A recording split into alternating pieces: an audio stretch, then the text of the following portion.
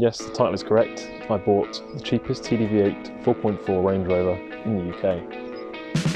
It's been very nearly 5 years since I bought my 4.4 TDV8 Range Rover. It was, quote unquote, the cheapest Range Rover in the UK at the time, and at that time I had no idea that I would still be owning it 5 years later, nor how much I would have grown to love it in that time. This is easily the longest time I've ever kept a daily driver, and prior to this car I would chop and change vehicles every 6 to 12 months, racking up nearly 30 vehicles owned in my driving career. This video is going to document that whole 5-year period, the highs, the lows, the repairs, the upgrades, the trips, and bring us right up to where we are now. But in the meantime, I thought as you are all obviously Land Rover fans, you would be interested to see what happens when you buy very cheap, very high mile Range Rover 4.4 TDV8. So I'm going to take you on my journey here and show you around it. Now, TDV8 Range Rover is one of those cars that I have wanted to own for ever since they came out. So ever since the 3.6 TDV8 came out, I've always wanted to own an L322, and the 4.4 is the ultimate version of that, really. It is more powerful, better on fuel, all the good things that you want in a Range Rover. But as I said, it's one of those cars that I need to own to get out of my system, and if I don't own it now, maybe I never will, by the time the government bans all of the diesel cars and big heavy 4x4s like this. So yeah, it's going to be my daily drive. Let's show you around it. So as you can see, guys, it's pretty filthy at the moment, but I will give you a walk around just to show you all of its little issues, shall we say, cosmetic issues. So this car, although it's been very well mechanically looked after and has a full main dealer service history from new, over 190,000 miles,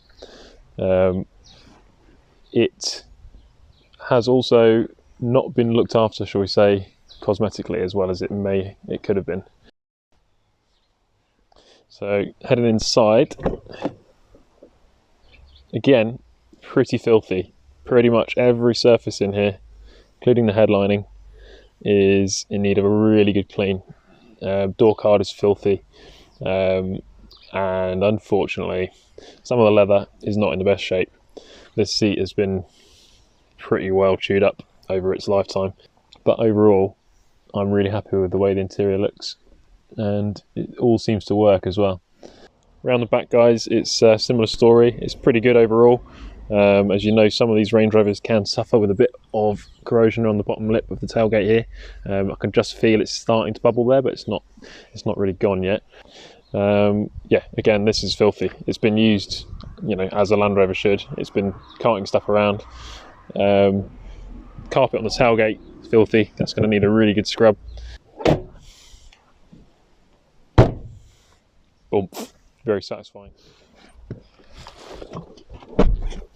So, facelift Range Rover. We have a digital dash, we have a push button start, we have DAB radio, we have heated seats, heated steering wheel, all the goodies. You have to hold the button down. There she goes. So I don't know how well you guys are going to be able to hear the actual vehicle itself. Let's turn that off. But I was amazed by how quiet this thing was when I first started it up. For a 4.4 litre diesel engine, you'd expect there to be a lot more rattle than there is, but there really isn't. It's a really, really quiet thing. So yeah, as I say, Range Rover. These have, well, it's fair to say, a pretty bad reputation when it comes to reliability. If you search for a Range Rover on the internet, all the forums come up, and L322, the whole forum is literally just people with problems and complaints about things that are broken, etc, etc. The thing with them is they're monstrously complex vehicles. There's so much to go wrong on one. With a regular car, you've just got, you know, your normal issues with drivetrain, gearbox. Range Rovers, you add so much more complexity. So yeah, let's talk about the buying experience I had with this car, which is a bit of an unusual one as far as car buying experiences go. So I bought this car through eBay.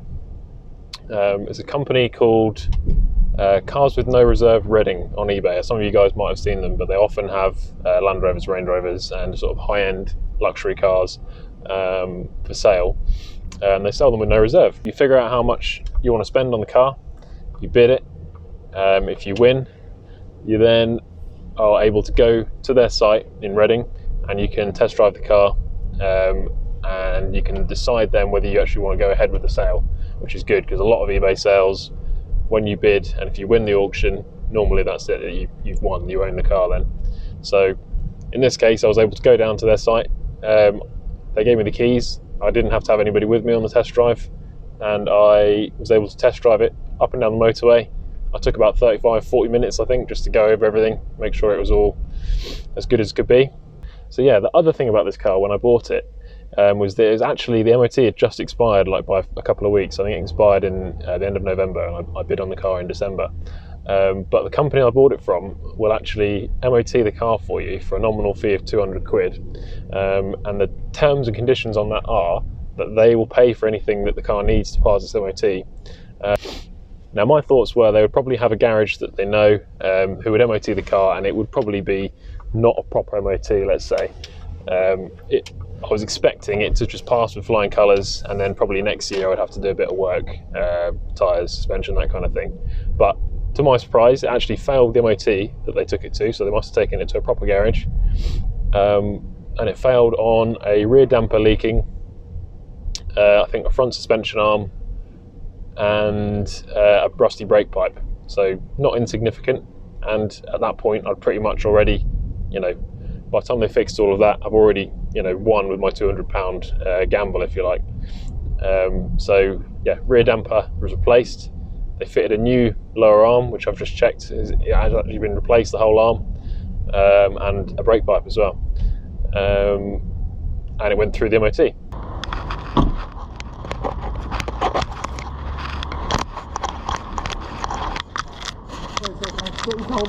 Oh yeah. Okay. Car or bike products you're after? Car. Won't be a moment. Thank you very much.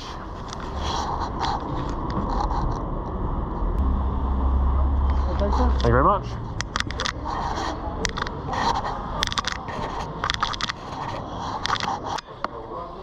Right. 3 for 2 on auto glim, that can't be bad. Hello. How's it going?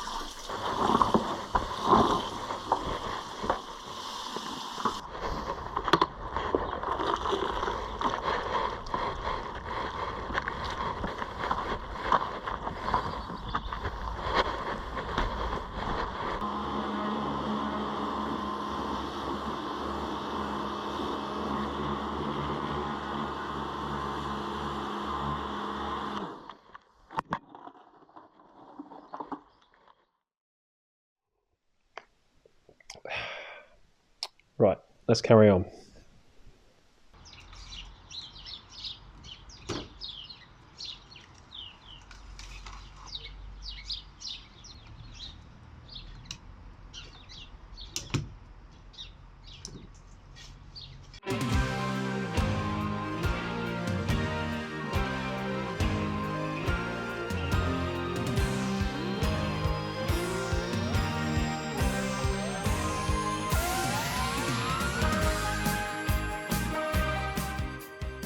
So the interior of the Rangy was truly disgusting when it arrived.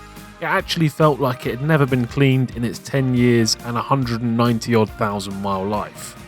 So this next bit was a high priority, as I really like my interiors to feel clean and, most importantly, smell clean.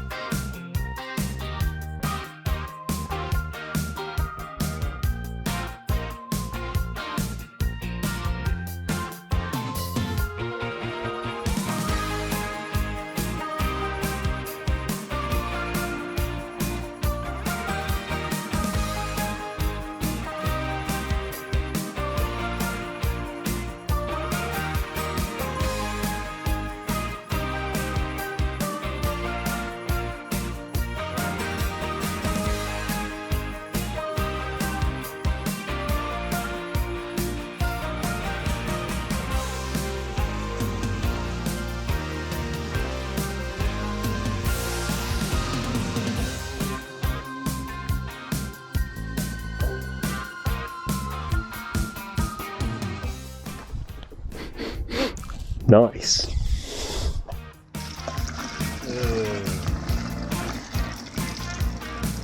State of that.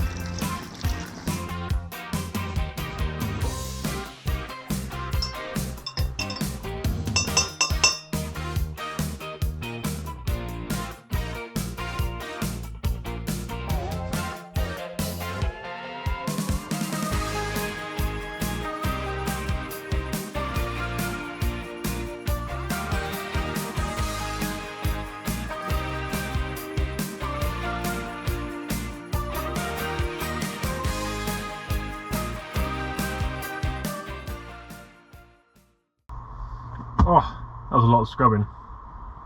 I can't tell you guys how much nicer it smells and feels in here. It looks as well. Yeah, it's starting to look like a Range Rover again rather than some old van.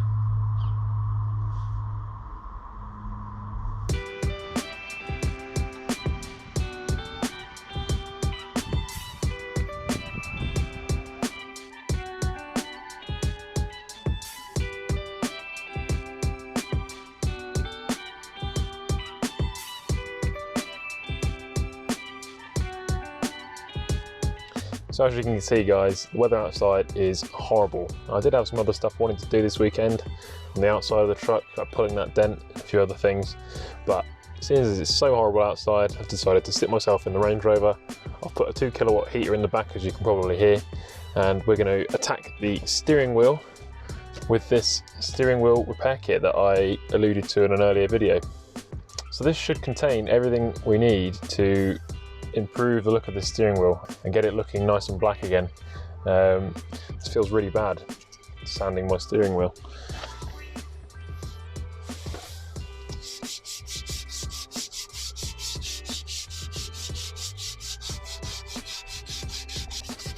I mean, worst case scenario guys, if I really mess this up, I guess I'm going to be looking on eBay tonight for another steering wheel, but let's see how this goes first.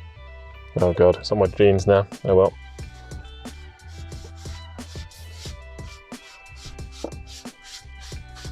Not really sure what this stuff is. I guess it's some kind of a gluing agent.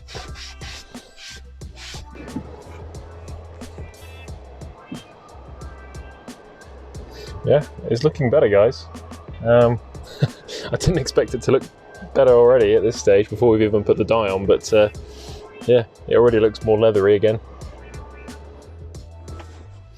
So I'm just going to chuck a few more cloths under the steering wheel, kind of over my legs and the seat, just in case I manage to spot any bits of dye where they shouldn't be. I'm just going to start off with a really small amount on my sponge.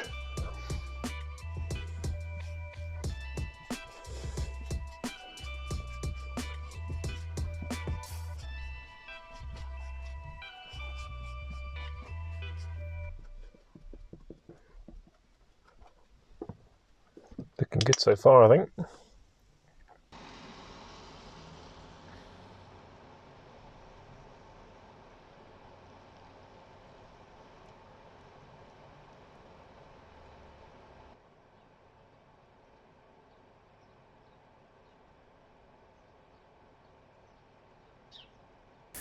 In a new development that will surprise absolutely nobody, the cheapest 4.4 TDV8 Range Rover in the UK requires some suspension work. Ouch. Something I'd have absolutely loved to have back then would have been AUTODOC as a channel sponsor. They've been invaluable in recent years in helping me keep all of my cars on the road with quality parts at affordable prices. So let's take a look at the AUTODOC app. When you need car parts, Google searching can be overwhelming. AUTODOC's search function is made just for cars, so it's easy to find exactly what fits your vehicle. No random results or dodgy websites, just the right parts right away. And that even includes those rarer, hard to find bits. Reverse light switch for a 1998 P38 Range Rover, anyone? They've got it. And look, here's some parts I ordered from AUTODOC for this very car. Lovely big chunky length forward lower arm there, about half the price that you would pay on pretty much any other retailer I could find online. So yeah, go and check it out. AUTODOC want to help you keep your pride and joy on the road. Whether it's by their easy returns process if you order the wrong parts, or their really useful repair tutorials on their YouTube channel and in the app, it all makes keeping your car on the road easier and cheaper.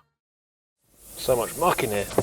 One of the jobs I want to do coming up soon, probably when the weather's a bit warmer, is to take all this out again and really clean the arches. I haven't got time today, but really clean all these arches up and paint the inside of this fender just to stop it from rusting over time.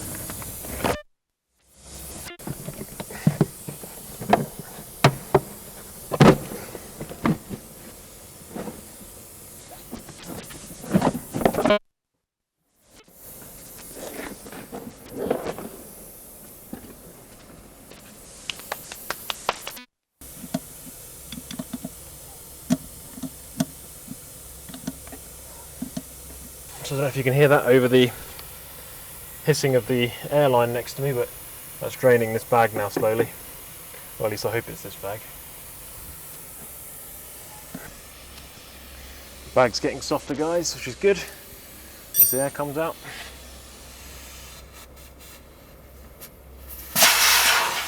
That's one way to do it.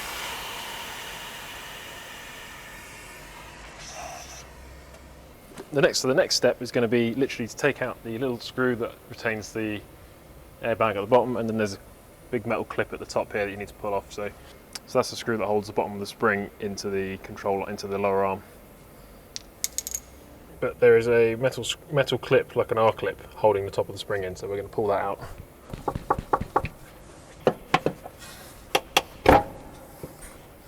There we go.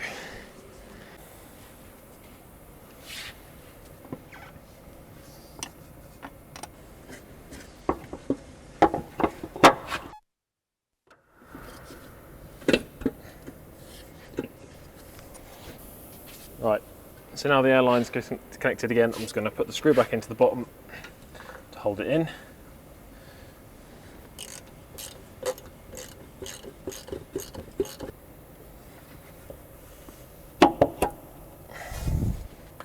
Okay, so that's the clip in the top to hold it in.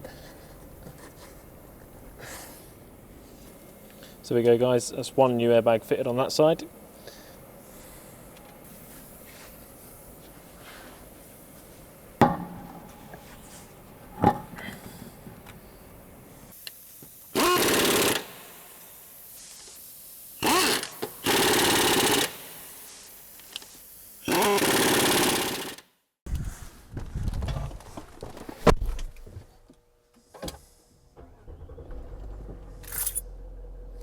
So I've just got to confirm the suspension height. Normal height. Up we go.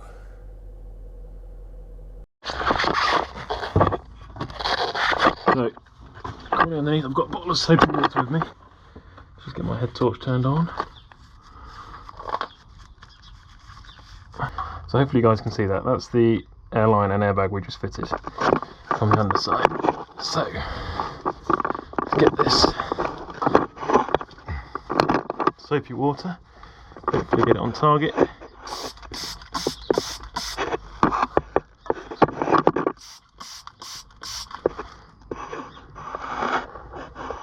And watch the bubbles, which unfortunately I'm seeing bubbles again. Bollocks. Yep, that's definitely leaking. So it's probably a bit early to say, but I'm now thinking there's probably an issue with the bags themselves, like it's leaking around the fitting where the thread is assembled with the fitting. Come on, come on, start! Come on, start, you vicious bastard! Oh my God! I'm warning you, if you don't start, I'll count to 3. 1, 2, 3. Right, that's it. I don't know. You've tried it on just once too often! Right! Well, don't say I haven't warned you! I've laid it on the line to you time and time again! Right! Well, this is it! I'm gonna give you a damn good thrashing!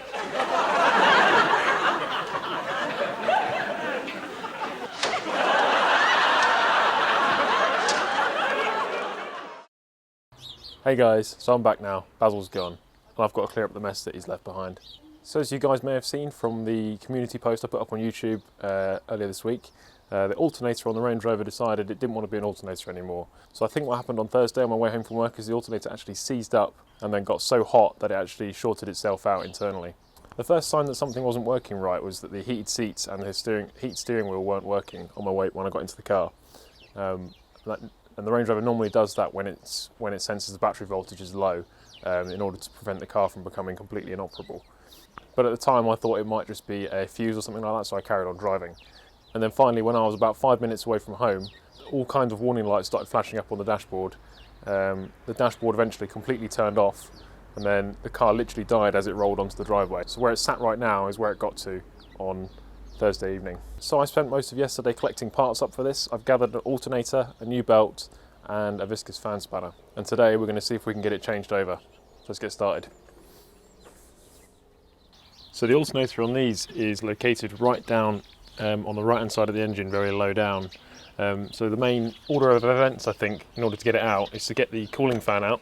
In order to do that, you've got to get off all these hoses, as well as the air intake pipes, and I think you've also got to get underneath and move the transmission cooler so you can get to the screws that hold the rad cowl on. I've already made a bit of a start and pulled out the this air intake box on this side. So underneath the front, here is the transmission cooler that I was talking about. That's just got 2 transmission lines on it and 2 coolant lines on it. We don't actually need to take any of those off because we can just undo the single bolt that's holding it in place.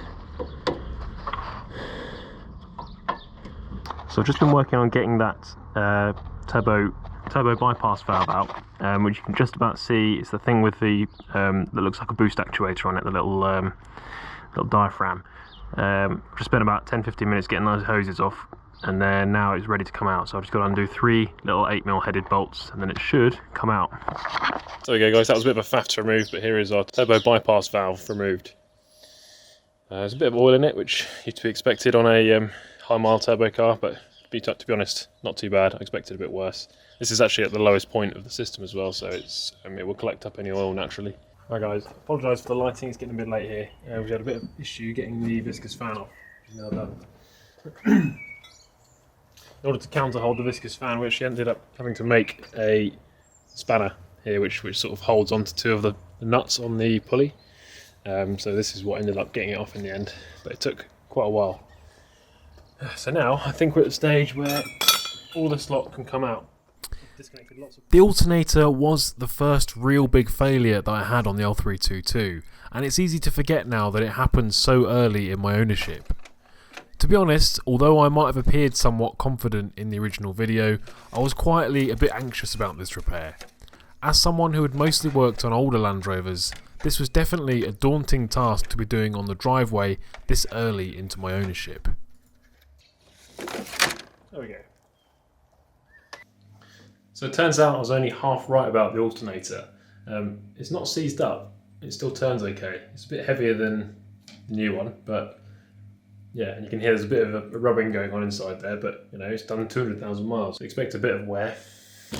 However, I was right about it causing the dead short that we had. So if I take my multimeter and set it to continuity mode, if I go to the new alternator and go between the positive posts, this is where your main power comes out to the battery, and then connect it to the casing of the alternator, you can see there's no continuity at all, which is the way it should be. However, on the old one, positive on the positive outlet, we have continuity all over the case. So that was definitely the issue. So that explains why the battery voltage was getting dragged down so much by this dead short, which caused all the systems of the Range Rover to shut down one by one. And to be fair, I'm actually surprised it got me as far as it did with the dead short like this. I would have expected it to completely stop as soon as this was shorted out, but yeah, it did well to get me home, to be fair, with this kind of a fault. So it's now Sunday morning and the Range Rover is still in bits. I've not put it back together again yet. The reason for that is, as you'll see, just down here.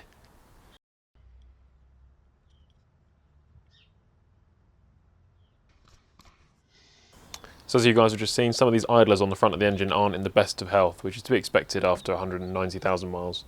So whilst it's all apart, I know it's going to keep the Range Rover off the road for another couple of days. I'm going to put an order in for a full set of new idlers and the tensioner as well, and just replace the whole lot whilst it's apart, because with how much of a pain it is to get to this stage, I really don't want to be doing this again in another, whatever it might be, 6 months, if one of those fails. So yeah, I'll place the order, hopefully it'll arrive at some point in the week and I'll get it all fitted. Coming up on Sam's Motor and Machine, I get annoyed by Land Rover engineers. Remember when alternators used to just be 4 bolts and half an hour to change? Yeah, I do too. Why can't I put it there, or there, or there, or there, or there, or there? Not there. And I take up my pent-up frustration on the Range Rover.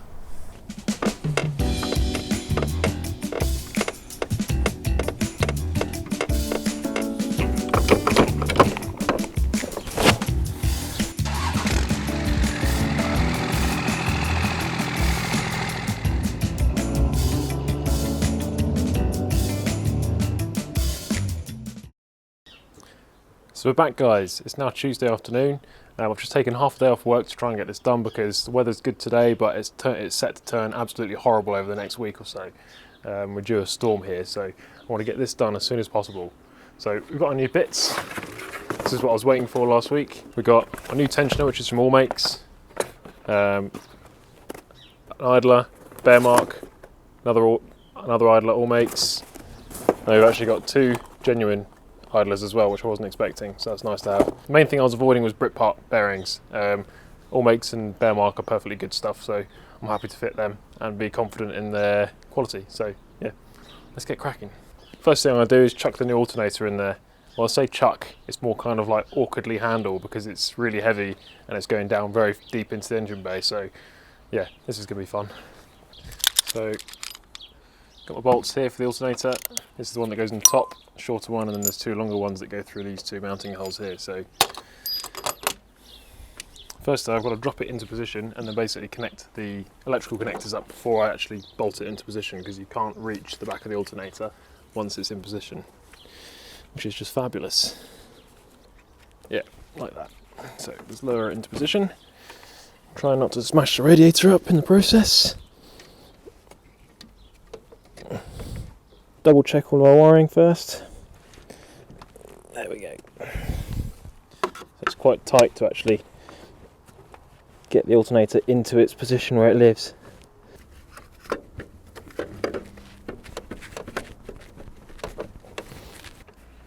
Okay guys, they're done up nice and tight. Alternator's now mounted. If only that was the end of the job right now, but it's not. I've not torqued those because there's no way I'm getting my torque wrench down there, but they're nice and tight, so they're not coming off. So next job is going to be to start pulling these pulleys off. Most of them have got a little plastic cap covering the bearing and the screw on the front, so I'll have to prise them off with something.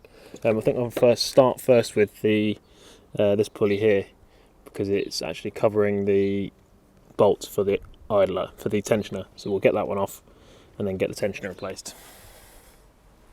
So I just use this little pick to pull off the front cap that covers the bearing and the screw on the front. Worked quite well. We're about ready to chuck on the viscous fan now, which of course is a left-hand thread.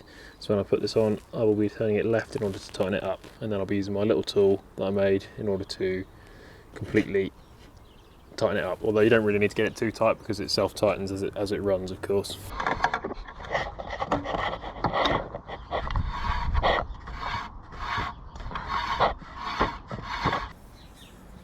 Time to use the amazing cut down spanner wedged with box section on the end tool. Sorry guys, you're not going to be able to see that much down there right now because I can't even see that much down there right now, so getting the camera down there is a nightmare. But I'm going to go and tighten up that viscous fan pulley and start putting hoses back together and stuff.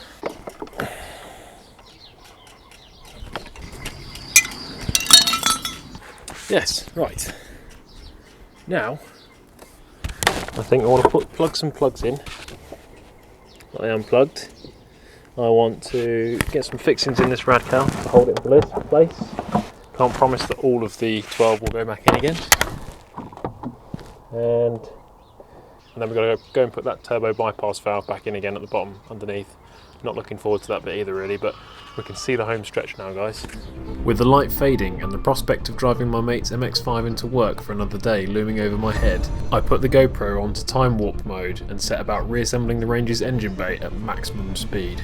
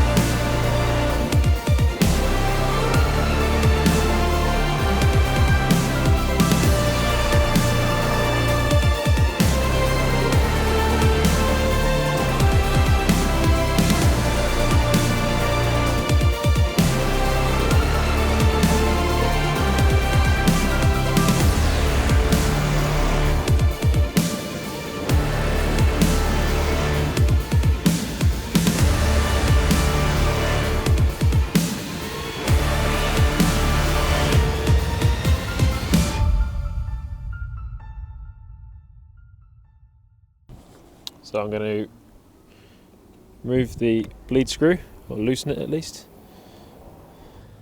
So the next stage is going to be connect the battery back up again, and then give her a start, and see what happens. She's alive!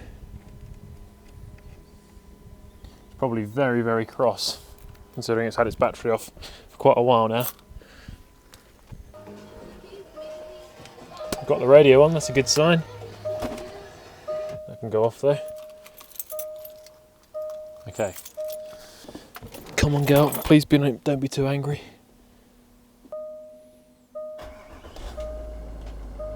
She's alive!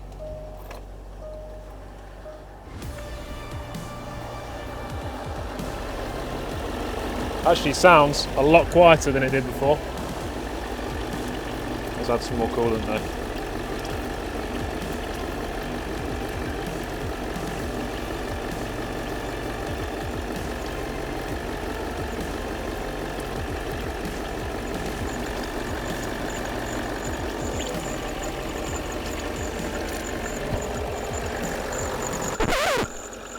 Got a bit of a squeaking noise coming from one of these pulleys by the sounds of it, which isn't too good. Because I think that's what it is.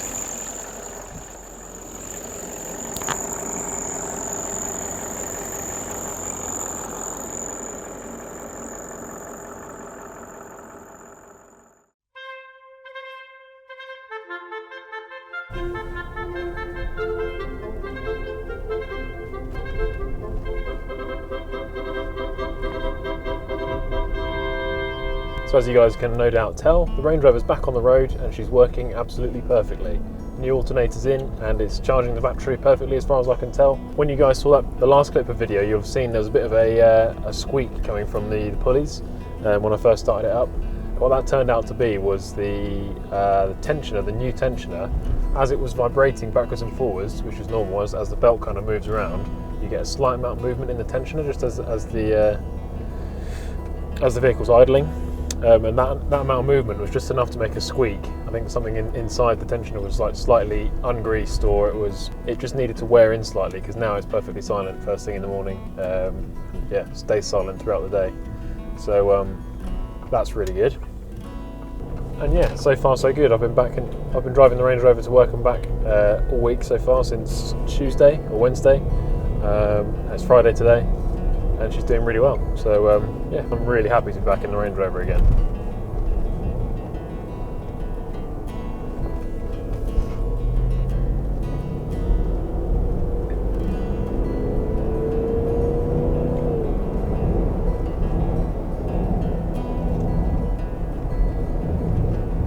Yep, she's back to full health for sure.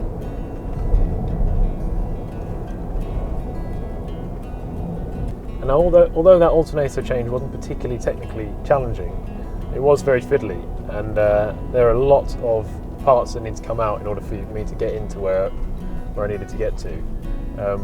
So I probably wouldn't want to do one again, and definitely not without the use of a 4-post lift, which would make the undercar bits a lot easier than lying on the ground. But yeah, apart from that, not too bad really. I probably spent about 5 hours on it in total, which isn't the end of the world. I'll definitely say it's the most difficult alternator swap I've ever done though.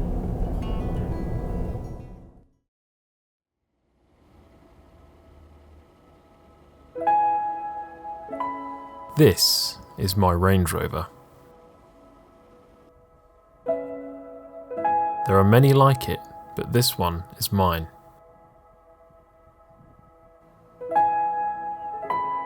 Since being built in Solihull just 10 years ago, she will soon have travelled a distance equal to that between the Earth and the Moon.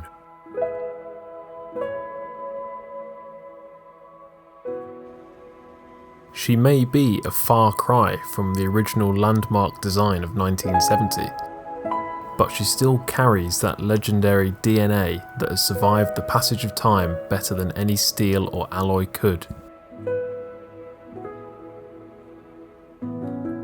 To me, a Range Rover is more than a car, more than a brand, and I'm not alone. The Land Rover community is the greatest of its kind anywhere in the world, all over the world. We're a diverse family of like-minded individuals united by our passion for these uniquely special cars. And that passion can be felt no better anywhere than here on YouTube. Hello, Sam. Hello Ben.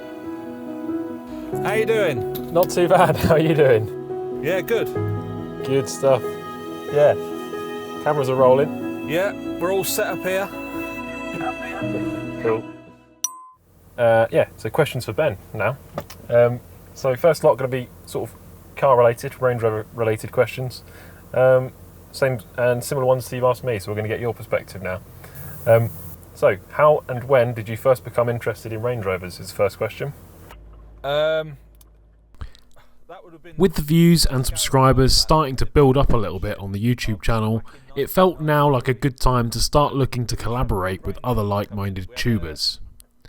This video, which I'm not going to put here in full, was the first of those.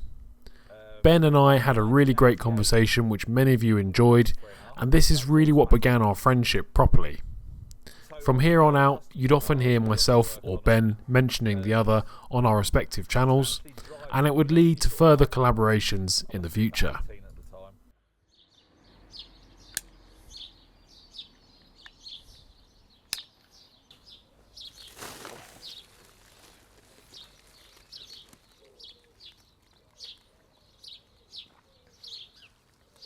Hello guys, and welcome back to another episode of Sam's Motoring Machine. In this episode, I want to show you guys my amazing new lawn furniture that I've just got. Obviously, what this means is it's time for me to take the tired interior out of the Range Rover and replace it with these nice, good used ones. Let's get started. So you guys will remember from earlier videos that although I've done a few bits of work to the interior of this car, like the steering wheel, the interior really still is the main thing that lets this car down. So I know the car's done 190,000 miles, 193,000 now actually, but this driver's seat is unbelievably bad.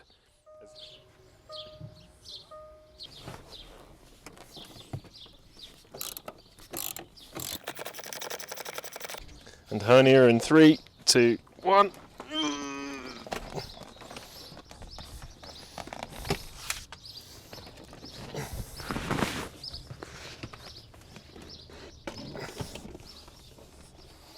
Oh, not too bad actually. On some cars I've had the door aperture is barely big enough to get the seat out of. I guess the Range Rover, being designed for big fat businessmen, has big fat doors as well. As you guys may remember from a previous video, another issue I've got with the Range Rover is the range sensor and the headlight sensor aren't working. I tried to replace the sensor, didn't do anything.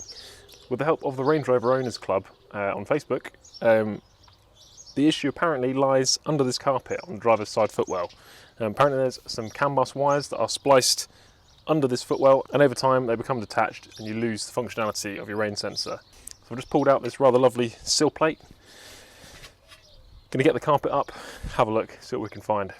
Right, more stuff to hoover up. There you guys can see that big bundle of wires that runs under the driver's footwell.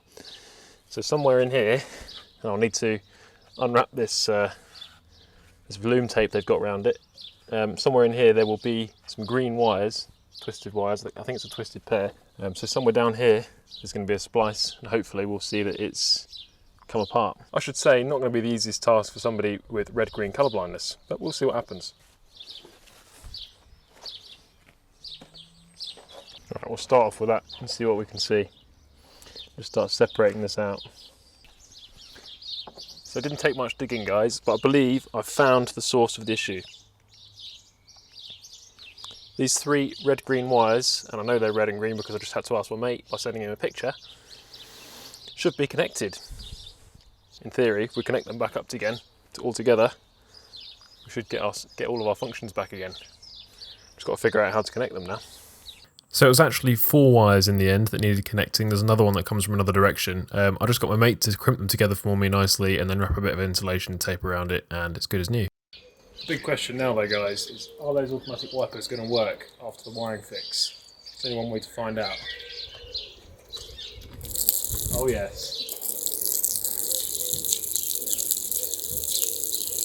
That's awesome. That's so good. Let's unplug a few switches. Speakers.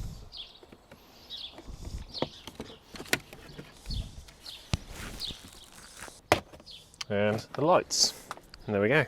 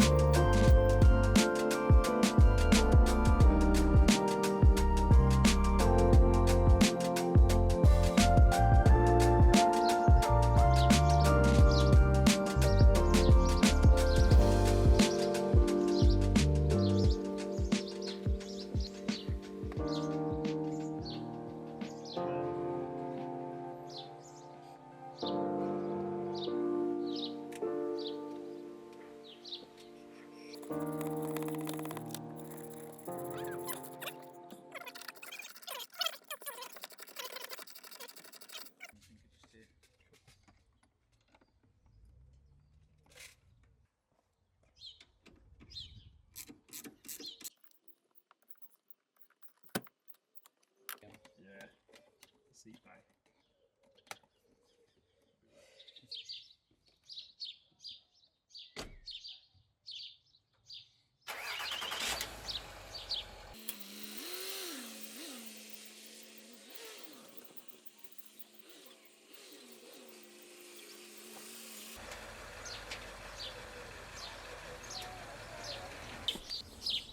These are a nice little finishing touch. Bit of an upgrade from the plain white plastic ones anyway.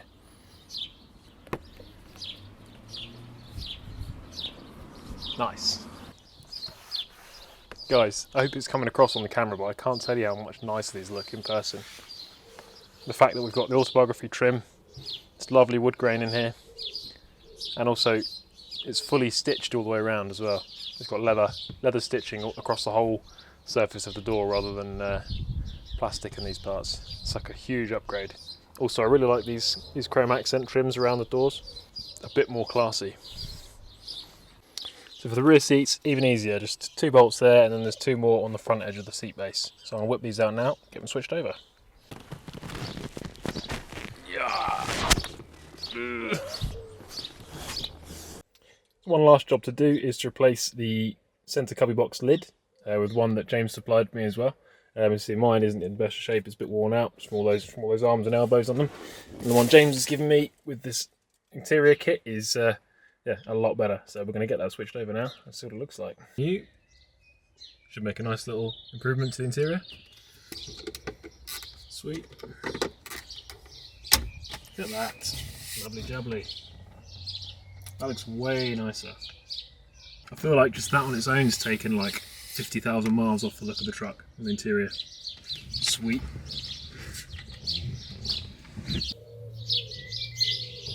Can't tell you guys how much nicer it looks and feels when you open the door to get into this thing.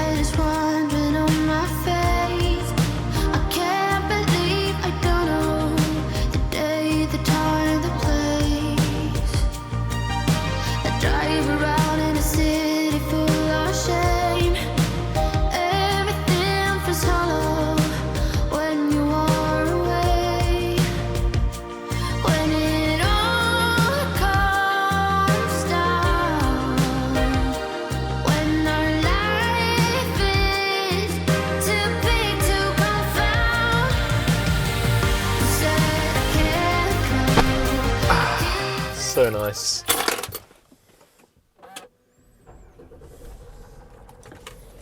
So yeah, hopefully that comes across in the video to you guys how much of an improvement it really is. It's really made to the interior of this car. It honestly feels like I've stepped into a totally different vehicle by doing this. It just feels like it shaved like 100,000 miles off of the odometer just instantly like that. So happy with it. Imagine if I changed the oil on it, I'm pretty sure I can oil as well.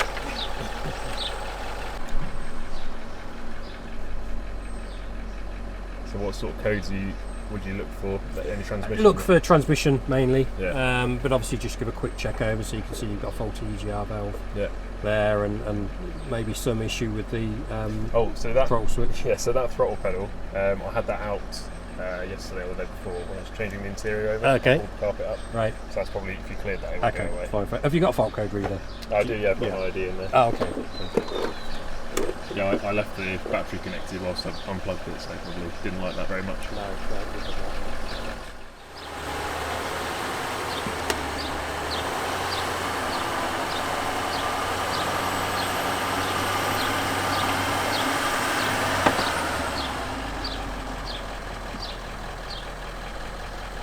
Seems pretty good. It's not far. You do it so many times, you kind of you almost get it by eye. Yeah, that's not bad at all. Yeah, so this is the fact it's moving is showing that it's flowing, right? Yeah, so that's flowing out. And you can see in there how dark that oil is compared to the new. Is that actually full of new oil? Yeah, that's new oil. Yeah, so that'll spin around as well and start flushing. Yeah. So you can really see just how blackened out that oil is. Around 64 degrees. Doesn't look too glittery. No, it doesn't look too glittery. Pretty dark, definitely well used. Mm-hmm. So we'll see some oil come out of here, but you can see the difference between the old oil and the fresh oil. Mm-hmm. It's actually washing away the sort of the sediment from the bottom, murkiness. So because we've let it cool down, there's no oil coming out of it. Okay. So it's a little bit low. Yeah. So you just top up now.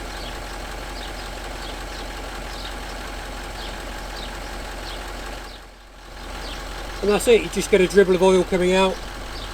That's how you know it's tighten right it back up. Cool. So that's it guys, all done. We've got fresh oil in the car now. The stuff we drained out looked pretty bad. So it was pretty grim, but you've done 193,000 miles, so it's not unexpected. Yeah. And unfortunately with these cars, that they've rarely changed. So the fresh oil, you should notice smoother gear changes, maybe a bit of better fuel economy, but I think we drive quite sedately in a way, so I don't think that'll make that much difference. Yeah, it'll be interesting to see though. That'll be quite a nice little bonus. Yeah. But yeah, definitely glad to have that changed over and fresh oil in it. So hopefully she'll be good for a few more miles yet now. Yeah, so yeah, excellent. Quite good. So actually. anybody with a 6-speed gearbox, 8-speed gearbox, do transmission flushes on those for all of the modern Land Rovers, Range Rovers, as well as diffs, transfer box there. You know, if you're into your handyman work, then you'd be able to do that yourself in a way. But the transmission oil, the machine is not cheap, so not many garages have it, and that's the reason why it's a bit more difficult to come across. Yeah, I was going to do my own oil change on this, as I mentioned in a few videos, but it's nice to know it's been done properly, and we've changed all the oil as opposed to a small part of the oil, which when you drop it yourself. So. Then you're just at home, and I come to you. So exactly, yeah. Makes I don't have to leave my house. Nice and simple and straightforward. Perfect.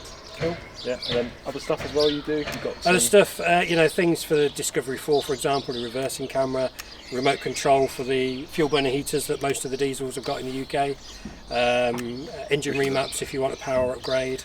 Fuel burning heater remote is a fantastic upgrade, by the way. If you guys haven't got it, really, really nice to have. Yeah. And that can be the Land Rover kit, or do an aftermarket kit that has a GPS tracker on it as well, so you can track where the car is, find out where it's been. Cool. It's not a police tracking system, but it certainly gives you an idea as to where it is, and maybe if you should be unfortunate to get it stolen, you might be able to get it back that way. Yeah, I mean, I do lots of different software updates for Discovery 3, Discovery 4, Range Rover Sports. There's not so many to do on the Range Rovers because they've got quite good spec on them in a way. Yeah. But I guess there's always something to be done. Say if I added, for example, cooled seats or something spec that it's not got on it now, would you be able to plug in and change the... Yeah, if it's something that you add that needs to be enabled, then I can enable that. Cool, good to know. Yeah. There we go. It's been a pleasure. The weather's held out for us. Yeah. So good to see you. Yeah, and the assistant as well, which Max. Not got on the camera right now, but he's done a good job as well, helping out. So yeah, that's it guys. I'm going to get a good run this afternoon. I'm going to go down up to Nick's house to work on the Asako project, which will get a good run, and yeah, it should all be good. Cool. Nice. Cheers guys, see you next time.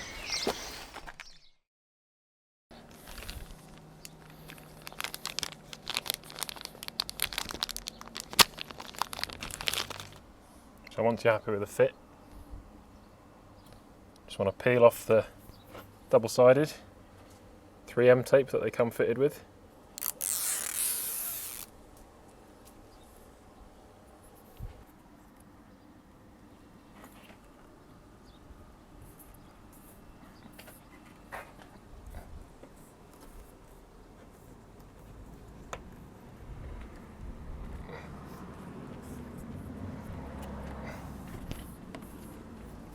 There we go.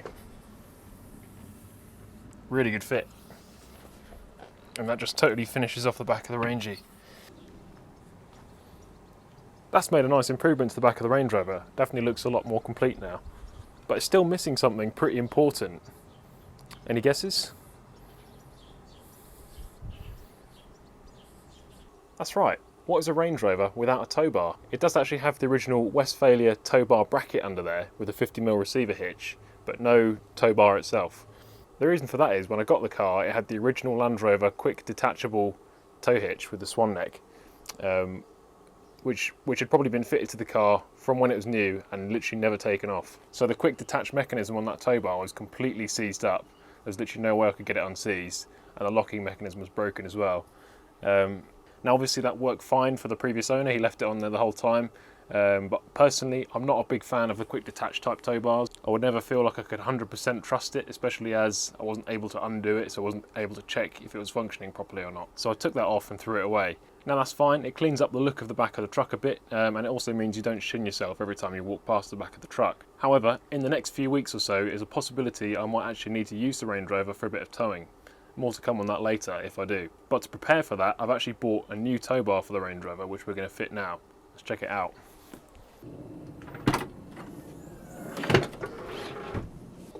So this is what I've bought to replace the original removable tow hitch that was fitted to the Range Rover.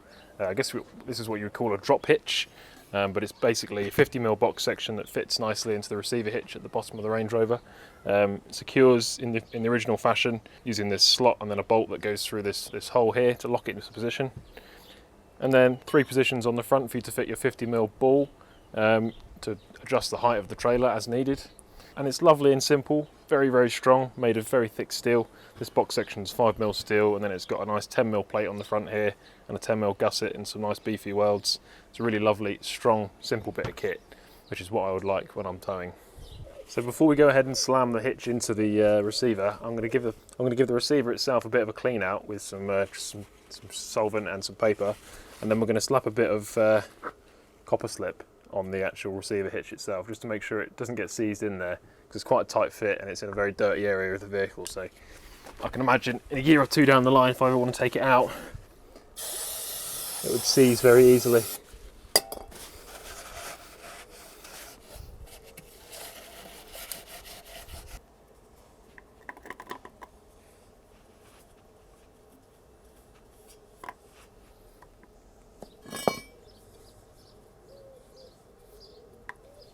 Now that might be overkill to some, but I'd rather make it easier to get out down the line rather than having to fight it in the future. So let's stick it in now.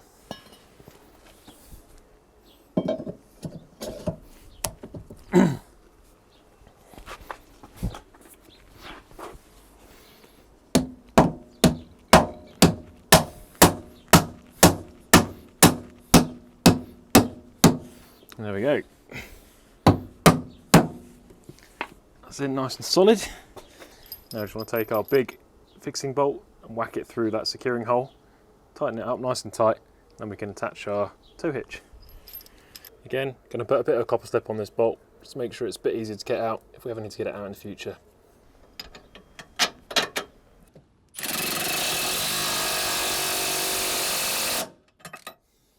Nice and tight. Solid as a rock.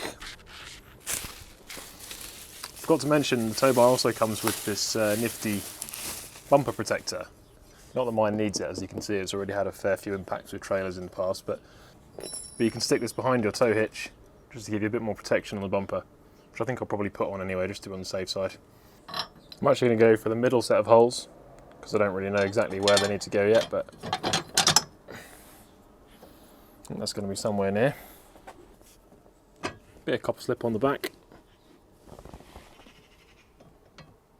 I think this is going to be about a 4-digger job with my Milwaukee.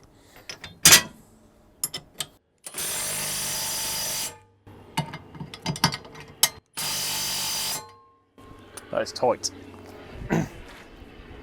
Now that may not be to all tastes, and it would certainly be no good off-road, unless you wanted to go ploughing of course. But the beauty of the receiver hitch is it's literally one bolt to take the whole thing out, so you can just take that big bolt out across the back and the whole receiver comes out. So if you wanted to do some serious off-roading, it wouldn't be too much of an effort to pull that off. But for me, that's nice and solid, heavy duty, bolted onto the truck. It'll be nice and secure when I'm doing any towing in the future. I actually think it looks quite smart as well. So that's all the jobs I had planned on the Range Rover for today. As I said, not too much, nice and easy, but good to get them ready and get the Range Rover ready for towing a trailer in the next few weeks. As I get quite a few questions on the status of the Range Rover and what's going on with it, I thought I'd use this time to give you guys a bit of a quick update on the car, what I've got planned for it and what's coming up in the next few weeks. So if you're based in the UK or Ireland or anywhere in Europe really, you'll know the weather for the last few weeks has been absolutely sweltering. That would have been a time when it would have been perfect to have the air conditioning working in the Range Rover. When I first got the car, the air conditioning did work, but it kind of worked on and off. So it would work after I'd been on a long trip, the aircon would just about start to come through, but it wasn't 100%. As soon as the weather got really hot, the Range Rover decided that was the perfect time for the air conditioning to not work at all. So I've spent the last few weeks driving around in the Range Rover with the windows down and extremely moist underwear. In the spirit of this car and this channel and what I try and do, where I try and fix all the problems myself rather than just taking it to the garage, I bought a set of air conditioning gauges. So these are gauges that you can plug into the air conditioning ports on the system, and you can actually read the pressures on the high pressure side and the low pressure side of the system as the air conditioning is working. And you can use those readings to try and figure out what's wrong with the air conditioning system and try and track down the fault. So the static pressure that I read in the system was actually about right, indicating there was actually about the right amount of gas in the system. So it wasn't that it just needed a regas, unfortunately. However, I noticed that when I turned the air conditioning on and off using the switch on the dashboard, the pressures I was reading at the gauges didn't actually change much, or at all really. And from what I understand, that can be one of two things that could cause that. The first thing I believe it could be is a refrigerant control valve, which is actually a valve on the compressor that controls the amount of flow around the system. Because the aircon compressor on these cars is not a typical clutch design, it's a clutchless design with a variable pump. The second thing it could be is actually the compressor itself. So it could be that the compressor itself has failed and is failing to pump any coolant around the system, which would explain why the pressures don't change when the pump is turned on. Either way, both of those issues would require me to remove the air conditioning pump. So I've ordered another pump, we're going to get it changed over, hopefully next week, because I think we're due a bit more hot weather in the next few weeks and months. That'll be another strip down and repair video I'm going to do for you guys, so you've got that to look forward to. And then the other issue I often get asked about is the suspension on the Range Rover. As you guys know, I've had a long running issue now since I bought the car where the ride isn't quite right. It rides very harsh over bumps and over potholes and things like that. That's still not right, the car still doesn't quite ride as it should. Now I've done a fair bit of reading around on this issue of the variable dynamic suspension causing a hard ride. There are a few cases that sound a bit like mine if you read around on the forums, but the only real solution to this issue that I've seen online is quite a drastic one. So currently my plan is to replace all 4 dampers, so the 2 rear dampers and the 2 front struts, with non-variable dynamic dampers.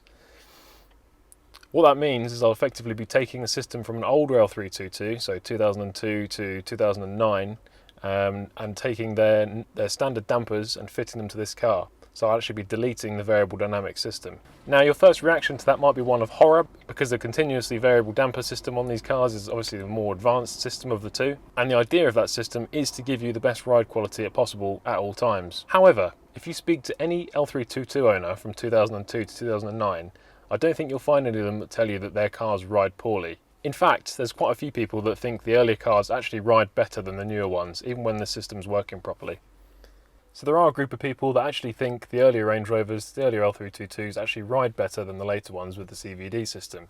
Obviously, the CVD system does have advantages in terms of handling, but to be honest, the L322 to me is not a car that I really want to race around in. It's a car that I want to waft around in as much comfort as possible, and I think the standard dampers will be perfectly adequate in that regard. In any case, all L322s handle a lot better than the old sort of Range Rover Classics and P38s used to anyway. So to me, even without the variable damper system, I imagine it'll be perfectly adequate in terms of handling. The actual process of doing that will be quite interesting. We've obviously got to do the mechanical side of things in terms of switching the dampers over, but then there's also electrical side of things. So we're going to have to use the IID tool to actually edit the CCF of the car, the configuration file, to tell it that it no longer has variable damping. Because otherwise, obviously, it's going to trigger a variable damping issue, and I think that knocks out all kinds of other stuff like the ABS and the traction control, among other things. But at the moment, I think that's going to be the best option for this car going forwards. The dampers themselves are cheaper for the future, if they ever need replacing again in the future.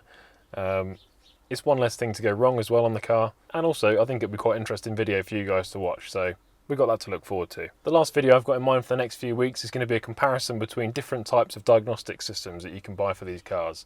So we're going to do a comparison between a very cheap generic OBD2 reader, a slightly more expensive OBD2 reader, a bit more specialised, and also the IID tool. So we're going to compare all those three, see what each one of those can do, and see what the best option is if you've got a Range Rover like this. So that's what's coming up on the channel. I apologise to you guys for not doing updates more often. There's quite a lot of exciting stuff going on in my life right now, and hopefully I'll be able to share some more with you guys about that in the future, because it's going to be really exciting times, hopefully, both for me personally and for the YouTube channel, and the possibilities that's going to open up for us. But that's it for now, guys. I'm still loving the Range Rover. I'm going to keep making content for you guys. As you can see, there's plenty more coming up on the Range Rover, so make sure you hit that subscribe button if you haven't already, and I'll see you guys next time. Cheers. Ooh, sweatiness.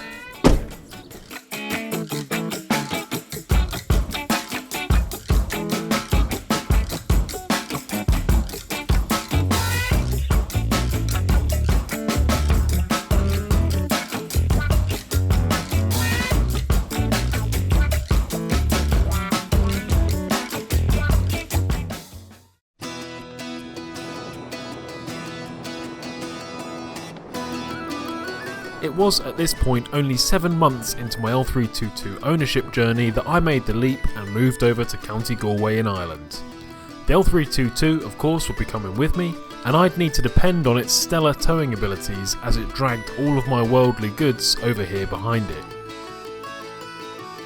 Of course, it absolutely bossed the job, and it was soon changed over to its now familiar Irish plates.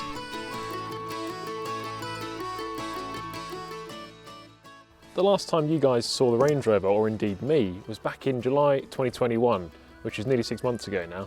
And that's a long time between videos, and it's not something that I ever wanted to do when I started making these videos regularly on YouTube. Back in that video in July 2021 in the leafy suburbs of Warwickshire, I explained that there might be some big changes happening to my life in the future and that you guys would have to stay tuned to find out what they were.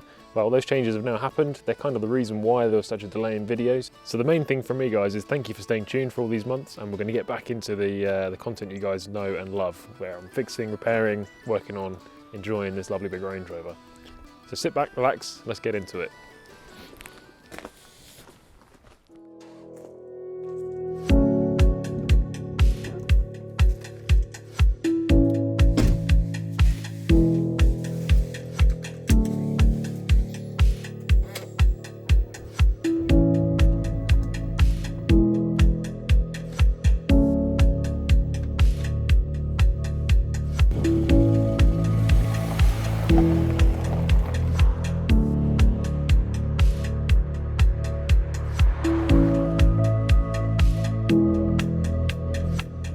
Hello guys, so I was about to introduce you to my girlfriend, but she's just at this moment in time gone to rescue a dog that's been running down the road.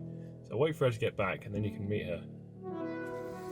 Where it was going, down back down to there. that house. Okay. I sent the little ones home because it's raining, and also they shouldn't in the get middle too of the road. well, that, and they shouldn't get too far from home because that's not safe for them. Yeah, I don't understand why they were on a little mission out here. Just a little adventure. Yeah, I was just like, just go home and tell your parents and give a description of the dog. Go inside because it's raining. Yeah, that's probably the best approach. Because that dog just ran back down to that house. Let the doggo Sort itself out. Like, he's gone back down to that house now.